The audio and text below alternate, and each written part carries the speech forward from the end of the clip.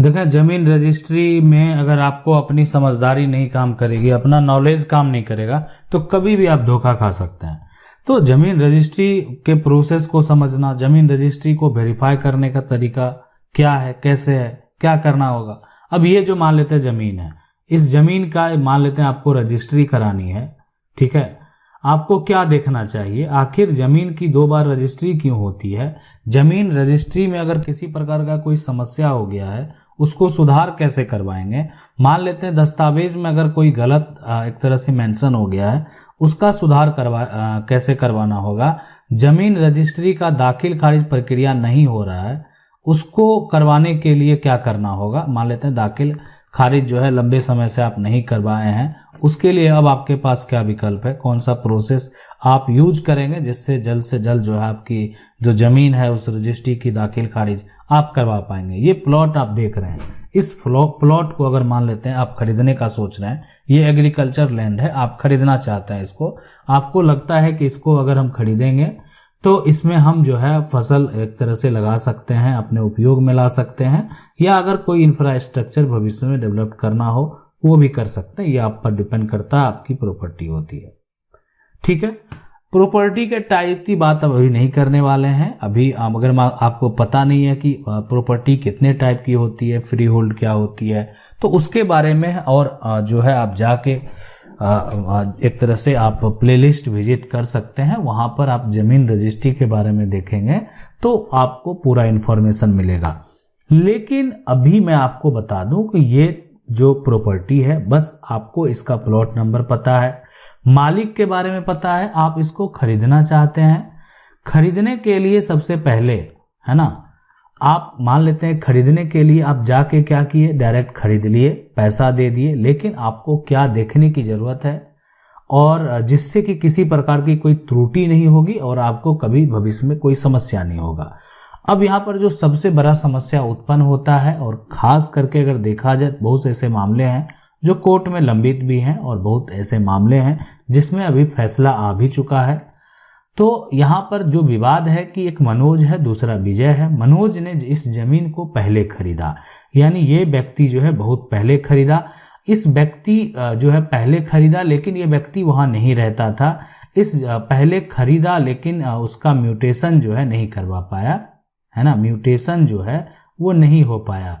तो इसलिए ये जमीन जो आप देख रहे हैं, ये जो पुराना मालिक है, जो पहले एक तरह से मनोज को बेचा था, उसी के नाम दर्ज रह गया। और बाद में ये जमीन जो है, जो मनोज को बेचा था, उसके जो उत्तराधिकारी थे, उनके जो बेटे थे, उनके नाम पर, बेटे के नाम पर जो है वो संपत्ति आ गया, ठीक है। तो अब हुआ क्या कि जब उसका बेटा देखा कि ये जमीन मेरे नाम पर है, तो उसमें से एक विजय नाम का जो शख्स है, जो कि बोला कि नहीं, मुझे ये जमीन बेच दो, मैं मनोज से वो जमीन जो है कब्जा कर लूंगा। अब सीधी सी बात है, जो यहाँ पर जमीन का मालिक है, मालिक के जो बेटे हैं, उनके द्वारा क्या किया गया कि जमीन जो आप देख रहे हैं, जमीन को फिर से बेच दिया गया, और फिर से जो है यहाँ पर बेच दिया गया, ठीक है। और किसके पास बेच दिया गया, विजय के पास बेच दिया गया। और विजय ने क्या किया, विजय ने उसका दाखिल खारिज जो प्रक्रिया जो है वो भी करवा लिया, और ये सब जो मनोज है उसको पता भी नहीं चला। तो दाखिल खारिज भी हो गया, किसका हो गया, विजय का हो गया। कानून के नजर में उस संपत्ति के हकदार कौन हो गए, विजय हो गए। लेकिन जो प्रॉपर्टी ट्रांसफर कानून है वो ये कहता है कि अगर एक बार प्रॉपर्टी आपने बेच दिया, मान लेते हैं इसको बेचने वाला का जो एक तरह से नाम है वो नाम है राजेश, तो राजेश ने प्रॉपर्टी को बेच दिया, तो राजेश का जो एक तरह से बेटा है उसका नाम है, मान लेते हैं कि एक तरह से मयंक, ठीक है, मयंक।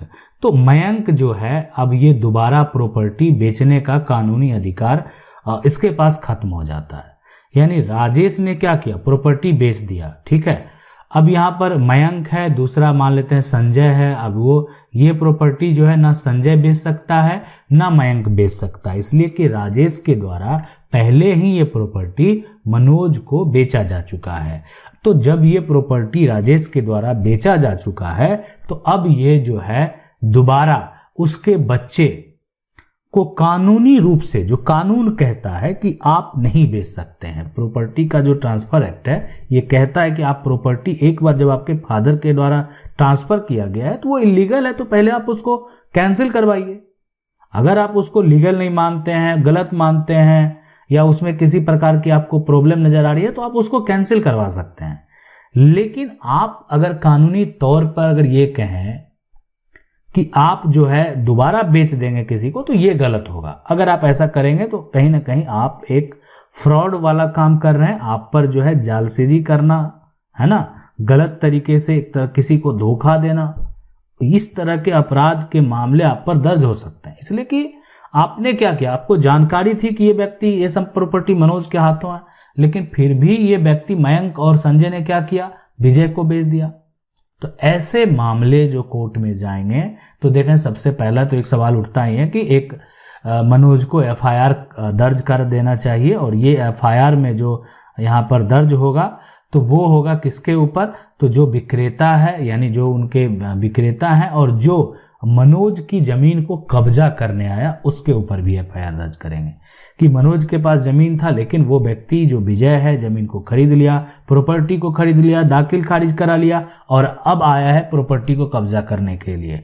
मैं आपको बता दूं इस मनोज को कानूनी तौर पर न्याय जो कैसे मिलेगा, तो अब मनोज की सबसे बड़ी गलती, अगर मैं आपको पूछूं मनोज की सबसे बड़ी गलती, तो आप स्पष्ट तरीके से बता देंगे कि मनोज की सबसे बड़ी गलती यही थी कि मनोज ने प्रॉपर्टी को खरीदा लेकिन इसका म्यूटेशन नहीं करवाया, इसका दाखिल खारिज नहीं करवाया। अगर ये करवा लेता तो ये सरकार को टैक्स देता और ये प्रॉपर्टी उसके नाम से ऑनलाइन शो करता। विजय कितना भी कोई अगर सेल डीड तैयार करवा ले कभी भी उसका दाखिल खारिज नहीं करवा सकता था, कभी भी जो है प्रॉपर्टी उसके नाम ट्रांसफर नहीं होता।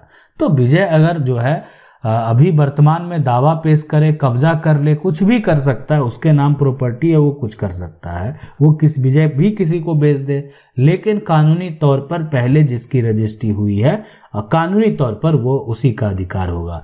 लेकिन अब इस मनोज के पास विकल्प यही बचता है कि वो एक अधिवक्ता से संपर्क करें, वो एक एडवोकेट के पास जाएं, अपना सेल डीड जो उनके पास जो रजिस्ट्री है उसको लेकर जाएंगे, ओरिजिनल लेकर जाएंगे, साथ में जो है एक तरह से आपने कौन सी प्रॉपर्टी खरीदी ये सारा कुछ आप लेकर जाएंगे और बताएंगे कि मैंने ये प्रॉपर्टी खरीदी, मेरे कब्जे में है ना, मेरे कब्जे में या तो रहेगा, कहीं ना कहीं अगर आपके कब्जे में है तो और अच्छी बात है, ये आपके लिए बहुत ज्यादा एक तरह से मेरे कब्जे में है, अगर आप ये कह सकते हैं ना, ये कहने में सक्षम है कि प्रॉपर्टी मेरे कब्जे में है और ये फिर भी विजय को बेच दिया, विजय म्यूटेशन करा लिया, आपको समझ सकते हैं कि आपके लिए एक प्लस पॉइंट है। आपसे कब्जा कर लिया गया है तो ये भी आप दलीलें पेश करेंगे, लेकिन यहाँ पर जो कानूनी तौर पर आपकी बातों को जो है एक तरह से जज के सामने, जो जज साहब उनके सामने रखा जाएगा कि आपकी ये प्रॉपर्टी आपने खरीदा था, आपने उनके पिता से खरीदा था, उपयोग कर रहे थे, आपके पक्ष के लोग जो है गवाही देंगे इस बात की कि आप उसमें उपयोग कर रहे थे और बीच में जो उनके बेटे के द्वारा जो है धोखा किया गया, फ्रॉड किया गया, जालसाजी किया गया और लालच में आकर उनको लगा कि ये प्रॉपर्टी मेरे नाम दर्ज है और वो लालच में आकर वो प्रॉपर्टी जो है क्या किए, दूसरे को बेच दिए। तो ऐसा करना सरासर कानूनी तौर पर गलत है।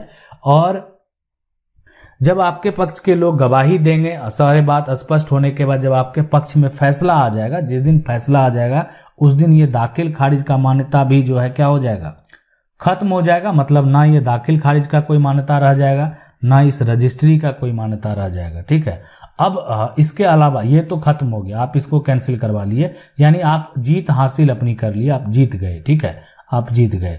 अब ये सवाल उठता है कि आप तो जीत गए, लेकिन इस दोनों व्यक्ति का क्या होगा जो आपके साथ धोखा किया। देखें आपके साथ विकल्प भी है, अब ये विजय भी केस कर सकता है, इसके लिए भी कानून है। विजय पैसा किसको दिया होगा, मयंक को दिया होगा। विजय पैसा किसको दिया होगा, संजय को दिया होगा। तो स्पेसिफिक रिलीफ एक्ट जो है आपको अधिकार देता है, उस खरीदार को अधिकार देता है कि उसके साथ अगर गलत हो गया है ठीक है, तो कल वो भी जाकर कोर्ट में कहेगा कि मेरा पैसा मुझे वापस मिलना चाहिए, मेरे साथ गलत किया गया, मुझे नहीं पता था कि ये जमीन जो है पहले कोई खरीद चुका है। ये मयंक संजय के पिताजी राजेश जो है पहले किसी को बेच चुके हैं। मयंक संजय ने मेरे साथ धोखा किया, मुझे जानबूझकर जो है जमीन को बेच दिया, मुझे जानकारी नहीं थी ये जमीन को जो है मनोज उपयोग कर रहा है, ये जमीन मनोज जो है खरीदा है। तो अब उसको पैसे रिकवरी करने की बात है, तो कानूनी तौर पर देखें उसको भी स्पेसिफिक रिलीफ एक्ट में ऐसा अधिकार है। अब जाके जो है देख सकते हैं, जो स्टडी करते हैं वो पढ़ सकते हैं कि वहां पर जो है इस खरीदार को भी अधिकार दिया गया है कि आप जाके अपना पैसा, अगर आपके साथ गलत हुआ, आपका सेल डीड तो कैंसिल हो गया, तो अब आपके साथ जो गलत हुआ आप अपना कानूनी तौर पर हक मांगने के लिए कोर्ट जाएंगे, केस फाइल करेंगे और पैसा अभी यहाँ पर कानूनी तौर पर उस समय भी आप अपना ये दलील पेश कर सकते हैं। उस जजमेंट जब आपको लग जाए ना कि मेरी ये सेल डीड तो गई, मेरा ये रजिस्ट्री तो कैंसिल हो गया, तो आप उस समय भी अपना जो है कोर्ट में अपने पक्ष का एक वकील रखेंगे।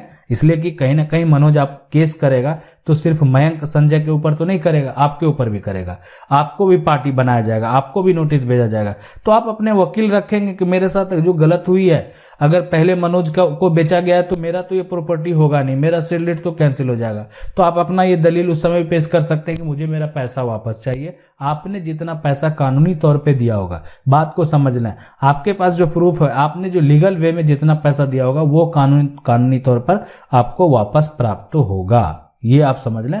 और डिपेंड करता है जो है अगर कोर्ट के द्वारा किसी भी प्रकार का आपका जो खर्च हुआ या मनोज को जो इतनी परेशानी हुई वो सारा जो व्यय करना पड़ेगा वो ये राजेश के पुत्र जो यहाँ पर मयंक और संजय हैं उन्हीं को करना पड़ेगा। इसलिए कि उन्होंने जो क्या किया, जालसाजी किया, धोखा किया, फ्रॉड किया।